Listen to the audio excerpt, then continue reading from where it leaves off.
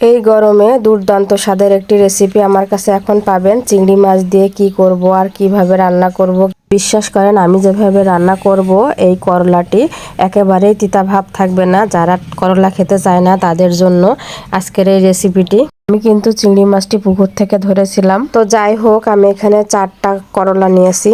এখানে আমি করলাগুলা কেটে নিয়েছি। করলাগুলা কেটে আমি পরিষ্কার পানি দিয়ে ভালোভাবে ধুয়ে নিয়েছি। আমি কিন্তু এখানে আলুও দিয়েছি। আলুটা দিলে একটু তিতা ভাবটা কমে, সেই জন্য। পেঁয়াজ আর কাঁচামরিচও ভালোভাবে ধুয়ে নিলাম পরিষ্কার পানিতে। 6টা পেঁয়াজ নিয়েছি, 4-5টা কাঁচামরিচ নিয়েছি, আর এখানে জিরা বেটে নিচ্ছি আমি। এটা বাটা হয়ে গেলে আমি এখন রসুন দিচ্ছি 4-5 কোয়া। রসুনটা বেটে নিচ্ছি হালকা করে, বেশি বাটবো না, একেবারে মিহি করছি না, হালকা হালকা বেটে নিচ্ছি। বুঝতেই পারছেন কিরকম বাটছি। তার সাথে কিছু পেঁয়াজও বেটে নেবো হালকা করে। আমি কিন্তু আস্ত পেঁয়াজই বেশি দিব। পেঁয়াজ দিলেই কিন্তু এই তরকারিটা বেশি টেস্ট হবে, সেই জন্য আমি বেশিরভাগই আস্ত পেঁয়াজই দেবো। তো আমি এখানে চিংড়ি মাছগুলো বাছা না, সেইগুলো আমি বেছে নিয়েছি। তো আমরা গ্রামে বাস করি, সেই জন্য আমরা মাটির চুলাতে বেশি রান্না করি। আমাদের মাটির চুলাটাই বেস্ট। অনেকেই গ্যাসে রান্না করে, কিন্তু আমার মাটির চুলাতে রান্না করতে খুবই ভালো লাগে।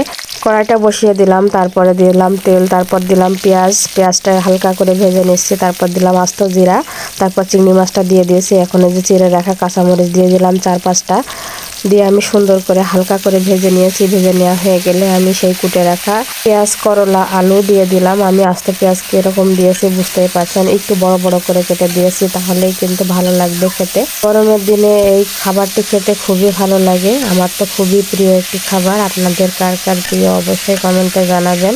তা আমি ভালো করে নেড়ে দিচ্ছি আগে প্রথমে, তারপর লবণ দিয়ে দিলাম, হলুদ দিয়ে দিলাম, একটু শুকনো মরিচের গুঁড়াও দিয়েছি, আপনারা চাইলে এটা নাও দিতে পারেন। আমি একই সাথে বাটা মশলাও দিয়েছিলাম, সেটা স্কিপ হয়ে গেছে। আমি এখন পরিমাণ মতো পানি দিচ্ছি। খুব একটা বেশি পানিও দেওয়া যাবে না, আবার কমও দেওয়া যাবে না, সেভাবে সিদ্ধ হওয়াটুকু। বেশি পানি দিলে কিন্তু এই তরকারিটার স্বাদ চলে যাবে। তো আমি হওয়া মুহূর্তে আমি দিয়ে দিচ্ছি এখানে সরিষা গুঁড়া। সরিষা গুঁড়াটা দিলে, হওয়ার আগে দিলে খুব একটা দারুণ একটা স্মেল আসে, সরিষার একটা গন্ধ আছে, সে গন্ধটা খুবই ভালো লাগে তরকারিতে। তো এই যে আমার তরকারিটা রান্না করা শেষ হয়ে গেছে। আগে দর্শন ধরে তারপর গুণ বিচারি, দেখতেই যতটা ভালো লাগছে তারপরে তো বুঝতেই পারছেন খেতেটা কতটা টেস্ট হবে। যদি এইভাবে রান্না করা যায়, যারা উস্তে খায় না বা করলা খায় না তাদের জন্য এটি খুবই প্রিয় একটি খাবার হবে।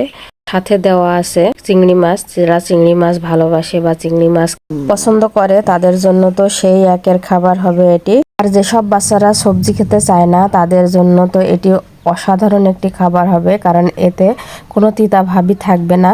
যারা আসলে তিতা পছন্দ করে না তাদের জন্য এই খাবারটা আজকে রান্না করা।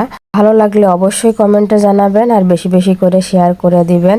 আর আমার চ্যানেলের পাশেই থাকবেন, লাইক, কমেন্ট, শেয়ার করবেন। যদি ইউটিউব থেকে দেখেন আর ফেসবুক থেকে দেখলে অবশ্যই ফলো দিয়ে রাখবেন সুন্দর সুন্দর রান্না পেতে।